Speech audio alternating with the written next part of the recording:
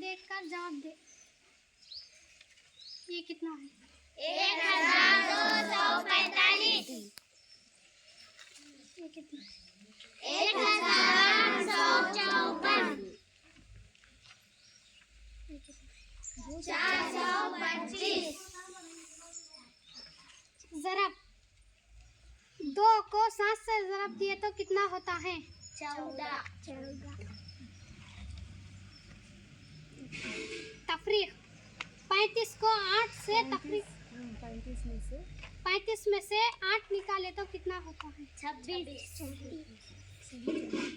सही जवाब। 40 में से 20 निकाले तो कितना होता है? 20। सही जवाब। जमा 18 में 9 जमा करें तो कितना होता है? 27। सही जवाब। 16 में 8 जमा करें तो कितना होता है? 24। ज़रब 4 को 4 से ज़रब दिए तो कितना होता है? 16।